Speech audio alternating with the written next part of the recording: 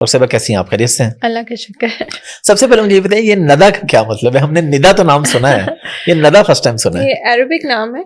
अच्छा। इसका मतलब है जो उसका पहला कतरा गिरता है सुबह, वो दैट इज नदा।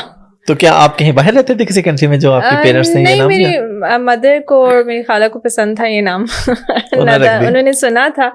मेरी खाला एक्चुअली सऊदीया में रह के आई थी, तो ठीक फिर ठीक ठीक, मेरा इस वजह से ये नाम आपका आ गया। चलिए एस्थेटिक पे तो आएंगे, आपसे काफी सारी बातें करेंगे, लेकिन सबसे पहले आपके बारे में एक वीडियो वायरल है, शहबाज गिल साहब ने बनाई कि आपने फरीदा फारूकी को बहुत ज्यादा पे करके उनका ट्रीटमेंट किया है। तो जरा आप क्लियर कर देंगे प्लीज, आपने उनको कितने पैसे दिए ट्रीट करने? बिल्कुल भी नहीं किया मैंने उनको पे। वो जेन्युइनली ट्रीटमेंट कराने आई थी, और उनकी एक एंकर फ्रेंड है बहुत अच्छी जो कि मेरी पेशेंट है, उन्होंने उनको रेफर किया था because she wanted a treatment. मैंने बिल्कुल उनको पे नहीं किया।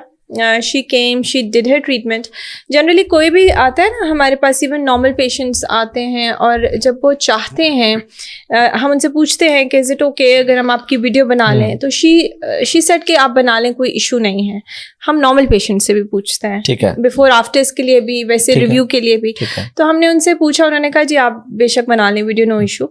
तो हमने बना ली, इसमें कोई पेमेंट कुछ भी नहीं था, बल्कि उन्होंने तो ये भी कहा कि कमेंट्स अजीब अजीब से आ रहे थे, तो उन्होंने मुझे कमेंट्स बंद करने का कहा, और फिर उन्होंने पैसे भी मुझे वापस कर दिए। कोई अजीब सी ये भी सर्कुलेट हो रही थी, कमेंट्स हमने खुद बंद किए थे, ठीक है, और उसमें कोई फोर्स किसी ने हमें नहीं किया कमेंट्स बंद करने पे, और ना ही कोई पेमेंट आई है ना वापस हुई है। ठीक है। हाँ तो जी, बीइंग अ डॉक्टर आप तो हर तरह के लोगों का ट्रीटमेंट करेंगे ना, जाहिर है।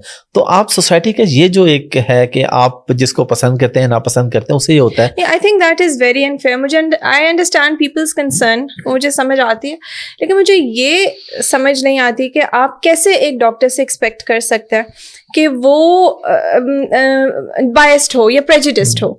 मेरे पास जो भी आएंगे मैं उनका ट्रीटमेंट करूंगी। मतलब कोई कार्डियोलॉजिस्ट है फॉर एग्जांपल, या कोई गैस्ट्रोएंटरोलॉजिस्ट है, या मेडिकल डॉक्टर है, अगर आपको कोई बंदा नहीं पसंद तो क्या वो उसका ट्रीटमेंट नहीं करेगा? नहीं, ट्रीटमेंट तो करेंगे। So I am going to treat everybody, जो भी मेरे पास आएगा जिनकी जेन्युइन कंसर्न होगी, और मैं उनको ट्रीट भी करूंगी, और जो मुझे अलाउ करेंगे कि मैं अपने पेज पे उनका चेहरा डालूं तो मैं वो डालूंगी, उनका भी चेहरा डालूंगी पेज पे। और जो अलाउ नहीं करते होंगे फिर आप नहीं डालते? बिल्कुल भी नहीं, नॉट एट ऑल। आपके पास बहुत सी सेलिब्रिटीज आती हैं जी, लेकिन बहुत कम सेलिब्रिटीज ऐसी हैं जिनको आपने सोशल मीडिया पे दिखाया हुआ है, तो क्या बाकी आपको अलाउ नहीं करते कि आपने? जी, जो अलाउ नहीं करता वो हम नहीं बताते उनका, ना उनका चेहरा दिखाते हैं। और अभी कुछ एक पॉडकास्ट वायरल हुआ था जिसमें उन्होंने कुछ लोगों ने इश्यूज किए थे, कंसर्न किया था कि कुछ सेलिब्रिटीज के मैंने ट्रीटमेंट्स बताए हैं कि क्यों बताया कि उन्होंने क्या बताया। जी, नादिया खान का बताया, बाकी भी कुछ सेलिब्रिटीज थे जिनका बताया। लेकिन आई कैन अंडरस्टैंड, मैं कंसर्न लोगों की समझ सकती हूँ। सबसे क्रूशल चीज़ जो होती है वो पेशेंट प्राइवेसी होती है एक डॉक्टर के लिए, और हम इस चीज़ को बहुत रिस्पेक्ट देते हैं। तो अगर मैंने कोई ऑन एयर ट्रीटमेंट बताया है, और अगर मैंने किसी बहुत कंफर्टेबली एक चीज़ बताई है, तो मुझे परमिशन थी ये बताने की, ठीक है। एंड वो जो ट्रीटमेंट्स हैं वो मेरे इंस्टाग्राम पेज के ऊपर हैं, तो आप उनको देख भी सकते हैं। तो जो ट्रीटमेंट्स मैंने बताई हैं वो इंस्टाग्राम पेज पे हैं, और उनकी शाउट आउट्स दिए हुए उन सेलिब्रिटीज़ ने, तो वो मुझे कोई तो समझ नहीं आ रही थी कि मैं उसको छुपाती, बिकॉज इट्स समथिंग दैट वो खुद मुंह से सबको बता रहे हैं, कर रहे हैं, तो उसमें कोई ऐप भी नहीं है। और Nadia she is very good friend, हमारी फैमिली फ्रेंड है, वो उनके साथ बहुत अच्छी गपशप है। और अगर आपने किसी के साथ भी कोई नादिया के अलावा भी बहुत सारे सेलिब्रिटीज का बताया जिन्होंने मुझे परमिशन दी हुई है, और जिन्होंने नहीं दी वो तो सवाल ही नहीं पैदा होता कि हम बताएं या उनको इवन दिखाएं इंस्टाग्राम पे। अच्छा, यहाँ पे फिर एक और भी आपके ऊपर इल्जामात काफी है ना, सेटिंग पे तो बाद में है कि पहले इल्जामात पे बात कर लें कि आप सिर्फ सेलिब्रिटीज का ट्रीटमेंट करती हैं। आपके क्लिनिक पे जब आम लोग आते हैं तो उनका ट्रीटमेंट आप नहीं करती, और वो आप किसी और को कह देती हैं। इसमें कितनी रियलिटी है? ऐसी कोई बात नहीं है। जो इंजेक्टेबल ट्रीटमेंट्स हैं वो मैं खुद करती हूँ। अगर आप देखें हाइड्रोफेशियल्स और लेज़र हेयर रिमूवल्स की हमारे पास ट्रेन स्टाफ है, डॉक्टर्स हैं जो करती हैं, और इवन जो सेलिब्रिटीज़ आते हैं उनका भी वही करते हैं। मैं वो हाइड्रोफेशियल्स वो मैं खुद नहीं कर सकती, इतना टाइम नहीं होता। So it's a train staff that does it, and there is doctors that are working under me. लेकिन जो इंजेक्टेबल्स हैं वो सारे मैं खुद करती हूँ।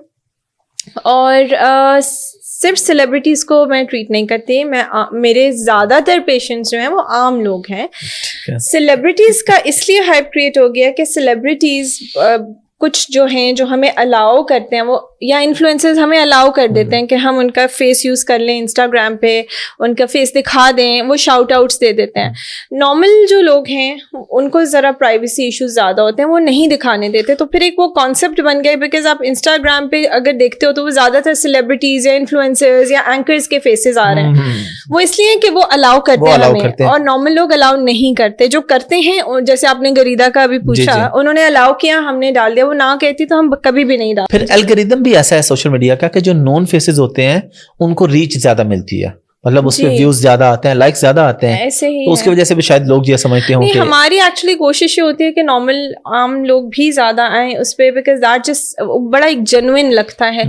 लेकिन जब एक पेशेंट नहीं चाह रहा, हम उनको ना फोर्स कर सकते हैं, ना हम उनसे सिर्फ रिक्वेस्ट कर सकते हैं। तो अगर वो अलाउ करें तो हम उनको ऑब्वियसली शो करेंगे सोशल मीडिया पे, नहीं करेंगे तो हम बिल्कुल नहीं कर सकते।